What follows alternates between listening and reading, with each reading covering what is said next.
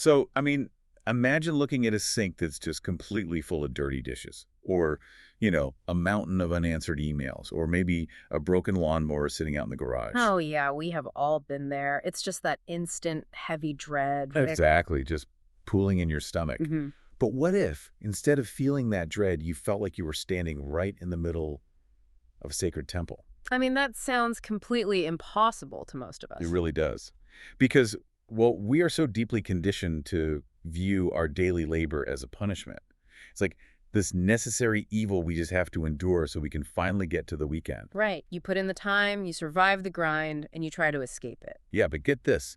An ancient text describing a relatively obscure blue-collar tribe of farmers suggests we have this entire dynamic totally backward. We really do. The sources we're diving into today actually suggest that the very things we are trying to escape, the chores, the labor, the sheer weight of our obligations, they're actually the raw materials for profound spiritual transformation. Which is just a wild reframing. It is. We are looking at an excerpt from Chapter 9 of the 12 Tribes of Israel, and we're focusing specifically on the tribe of Issachar. And the text presents this really fascinating archetype called the working mystic. Okay, let's unpack this, because the foundational image for this entire concept comes from a very specific quote in Genesis chapter 49, verses 14 and 15. Right, the classic description of the tribe. Yeah, it describes Issachar like this. Issachar is a strong ass couching down between two burdens. And he saw that rest was good, and the land that it was pleasant, and bowed his shoulder to bear, and became a servant unto tribute. It's a very evocative image. It really is. Reading that, I mean, Issachar sounds like the ultimate blue-collar philosopher. Like someone who doesn't just sit on a pristine mountaintop thinking deep thoughts, but actually gets their hands covered in mud. Exactly. And to understand how that works, we really have to look at who these people were historically. So Issachar was the 9th son of Jacob and the 5th son of Leah. Right. And their name actually hints at their whole worldview, doesn't it? It does, yeah. The name itself holds the very first clue to their whole mechanism of the world. Issachar derives from the Hebrew word sakar, which translates to reward. But not just, like, a paycheck. No. The text emphasizes a dual nature to this reward. It represents the physical compensation you get for grueling labor, sure, but also the spiritual compensation that comes from long-term perseverance. And geographically, this played out in where they lived. Right. They settled in a highly fertile valley in northern Israel, right between Mount Tabor and the Jordan River. So they were fundamentally agricultural workers. Very much so. They were grounded, practical people, entirely tied to the dirt, the seasons, and, just the physical reality of farming. They were. I mean, they weren't known as these fierce, conquering warriors, and they certainly weren't the dominant and political rulers of the era. Right. Yet, despite being simple farmers, they held a uniquely elevated status for their scholastic and spiritual contributions. Which is the part that kind of trips me up. Well, in the first book of Chronicles, the children of Issachar are described specifically as men who had understanding of the times to know what Israel ought to do. Wow. Yeah. And because of that phrase, historical traditions have strongly associated them with astrology, prophetic insight, and deep societal discernment. See, I'm really struggling to reconcile that, though. How so? Well, you've got these practical agricultural workers covered in river mud, but the text claims they are out there reading the stars and predicting the future. It seems contradictory. It totally does, because historically, we treat the worker and the flage as total opposites. Like, you're either the person digging the ditch or you're the mystic reading the constellations in an ivory tower. How does a ditch digger end up being the tribe's prophet? What's fascinating here is that the mechanism connecting those two extremes is the core revelation of this tribe. Issachar proves that divine knowledge doesn't bypass the physical world. It requires it. Exactly. It requires it. Wisdom comes to those engaged in grounded, purposeful labor because the physical work itself is the lens for understanding reality. Yes. Think about the life of a master farmer. To successfully cultivate that fertile valley, they couldn't just, stare at the dirt. They had to understand the macro cycles of the cosmos. Right, they had to look up. They had to. They tracked the lunar cycles, the changing of the seasons, the shifting of the winds, and even the migration of animals, all just to know exactly when to plant and when to harvest. So the physical labor actually forces you to pay attention to the cosmic rhythms. Precisely. You literally can't separate the mundane act of planting a seed from the mystical movement of the stars. Or, well, your crop just dies. And that tangible connection to reality is why the text calls Issachar the working mystic. They are rooted in the earth, but constantly reaching for the stars. Which brings us back to that donkey metaphor. Yes. It's why the text proudly reclaims the symbol of the donkey, which is central to that Genesis quote we talked about. Honestly, the donkey is such a weird symbol to claim proudly. It sounds funny to us now. It does. Because in modern culture, we treat the donkey as this lowly, stubborn, almost comedic beast of burden. I mean, you think of Shrek or Aori. You definitely don't think of a majestic, mystical creature. Well, our modern lens entirely misses the ancient context there, because in esoteric traditions, the donkey represents incredible, unyielding strength, endurance, and sacred utility. Okay, sacred utility. Right. It's the animal that carries the truth forward across impossible terrain. I mean, a horse might be faster and flashier, perfect for a short charge in battle, but a donkey will carry the heaviest load up a treacherous mountain pass without faltering. And the Genesis quote mentions Issachar saw that rest was good. But with a donkey carrying heavy loads, rest, in this context, isn't really what we think of today, is it? Not at all. Because modern hustle culture views rest purely as a biological pit stop.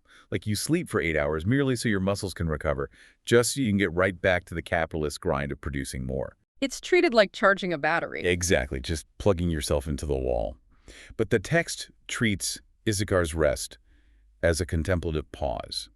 It's a spiritual Sabbath. It's not checking out, it's checking in. And the text highlights that this specific kind of rest requires a very vital practice. The sources call it the discernment between burdens. Discernment between burdens. Notice in the quote, Issachar first looks at the land, sees that it is pleasant, and then bows his shoulder to bear the weight. He makes a conscious, deliberate choice about what he is going to carry. Here's where it gets really interesting, because I think of it like wearing a heavy backpack. Okay, I like that. Right. So the difference is between hauling random rocks and carrying climbing gear. Oh, that's a great way to put it. If you just let society, your boss, or your anxieties throw random rocks into your backpack, other people's expectations, meaningless tasks, toxic stress, that's just enslavement. It's exhausting. The weight crushes you because it serves no higher purpose. But if you pack that backpack with climbing gear that you specifically need to reach a beautiful mountain summit, the physical weight is exactly the same, but the psychological burden just vanishes. Because it becomes a sacred, chosen burden. Yes, a chosen burden. And that shift in intention completely alters the nature of the labor. Issachar's servitude is explicitly described in these sources not as a defeat, but as a consecration. Consecration. Wow. The initiate bows their shoulder voluntarily. Recognizing the value of the burden for a higher goal is what actually leads to transcendence. It's taking ownership. Exactly. It's a profound difference between being a victim of your circumstances and being an active, willing participant in your own spiritual evolution. And that concept of choosing your burden to achieve transcendence, it didn't just stay isolated in biblical history. No, it echoes through history. The sources show how it actually became a foundational mechanism in some of the world's most complex secret traditions. Like, let's look at Freemasonry. A perfect example. The archetype of Issachar is deeply connected to their fellow craft degree. Right. And the fellow craft degree represents the critical middle stage of development. So the initiate has moved past being a complete beginner, but they aren't yet a master. The messy middle. The messy middle, exactly. It is the stage entirely focused on integrating intellectual knowledge with physical tools to build something moral and lasting. It's the labor of spiritual building through tangible, everyday effort. Which aligns perfectly with the Masonic symbol of the ashlar. Yes, the stone. Right, the ashlar being the literal stone that a stonemason physically shapes. You start with a rough ashlar, which is just an unshaped, jagged rock pulled straight from the quarry. And the mechanism of polishing that stone is where the magic happens, because the craftsman doesn't just wave a magic wand to make the stone perfect. No, it's hard work. They have to sit there day after day, striking the chisel with the mallet, slowly chipping away the rough edges, the flaws, and the excess material. The text actually quotes Albert Pike, a prominent Masonic philosopher. What does he say? He wrote that labor is the true prayer. The physical repetition of striking the stone is actually the internal process of chipping away the ego, the impatience, and the superficial desires of the craftsman. So the mason is essentially praying with his hands. Beautifully put, yes. And the goal is to create the perfect ashlar, right? A smooth, refined stone that can fit seamlessly into the construction of a spiritual temple. That's the ultimate goal of the labor. So what does this all mean? Because this identical philosophy maps right onto Kabbalah too. The text links Issachar to the Sephira, or the energy center, known as Yesod. Yesod translates directly to foundation. In the Kabbalistic tree of life, Yesod is the critical mediator. Where is it on the tree? It sits near the bottom of the tree, just above our physical reality. All the high, abstract, boundless, divine energies from the upper spheres, like infinite love, pure intellect, raw power, they all funnel down into Yesod. Okay, so they all gather there. Right. And its job is to translate those chaotic divine impulses into an actionable, stable, physical form in our world. That makes so much sense. If the energy above Yesod is boundless and chaotic, I imagine it like a massive overflowing reservoir of water. That's a good analogy. All that potential energy is useless or even destructive on its own. Yesod acts as the dam and the turbine. It provides the structure. Right. It's this massive, heavy structure of concrete. It's not pretty, it's not glamorous, but without that unglamorous, heavy, load-bearing wall blocking the water and creating resistance, you just get a catastrophic flood. It washes everything away. Exactly. Yesod does the heavy labor of resisting and channeling that pressure, so the water actually spins the turbine and generates usable electricity in our daily lives. And that resistance is the key. Spiritual energy without a physical foundation simply dissipates. The mundane chores, the daily grind, the discipline of showing up to work every single day, that is the concrete of the dam. It's the work that makes the magic possible. Exactly. And if we connect this to the bigger picture, we see this exact same requirement in the traditions of alchemy, specifically in what is called the albedo phase. Which the text describes as the phase of whitening and purification. Yes. But how does doing laundry or answering mundane emails trigger an alchemical purification? Because usually we think of alchemy as like wizards in a lab trying to turn literal lead into gold. Right, but in spiritual alchemy, the lead is the chaotic, ego-driven self, and the gold is the enlightened soul. Okay, so it's internal. Entirely internal. And before you can reach the gold, you have to go through the albedo, the washing phase. Think about how they washed clothes in ancient times. It wasn't tossing them in a machine.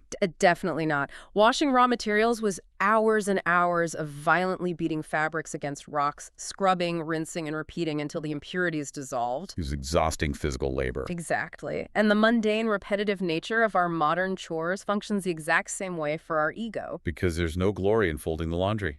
Nobody gives you an award for taking out the trash or dealing with a difficult client at work. And the lack of glory is the purifying agent. Oh. The ego craves applause, right? It wants visionary experiences and massive leaps of progress. But the albedo phase forces the soul to stabilize into quiet purpose. You wash away the need for recognition. That is profound. Across Masonry, Kabbalah, and alchemy, the message is identical. Slow, deliberate, unglamorous work is the absolute prerequisite for lasting spiritual growth. You simply cannot build a temple, channel divine energy, or purify the soul without putting your hands in the dirt. But if slow, deliberate work is the foundation, the load-bearing wall of our spiritual lives, how do we actually maintain the stamina for that? That is the real challenge. Because load-bearing walls eventually crack under pressure if they aren't protected. Yeah. And that brings us to the astrological connection in the text. This is a really surprising connection for a lot of people. It completely surprised me. You would think, based on everything we've discussed about labor and dirt and farming, that Issachar would be linked to a stubborn earth sign, like Taurus or Capricorn. Naturally. But the text links Issachar to Cancer. Yes. Cancer is a cardinal water sign, governed entirely by the moon. Astrologically, Cancer isn't about brute force or building skyscrapers. It's deeply associated with nurturing, protecting, and emotional security. It's a very inward energy. Exactly. It governs the realm of memory, caregiving, and the spiritual importance of place and belonging. See, when I think of a Cancer, I usually picture someone who is deeply emotional, fiercely loyal, and maybe a bit of a homebody. That's a common stereotype. But the text frames this energy differently, calling the Cancerian aspect of Issachar a guardian and provider. A guardian. I love that. It focuses on this concept of spiritual homemaking. It suggests that cultivating a sanctuary of memory elevates all these grueling chores we've been talking about. And the mechanism of spiritual homemaking is exactly what gives the labor its stamina. Think about it. When the farmer plows the field, they aren't just moving dirt, they are preparing a cradle for life to grow. Ah, so it's a nurturing act. That is a deeply nurturing Cancerian act.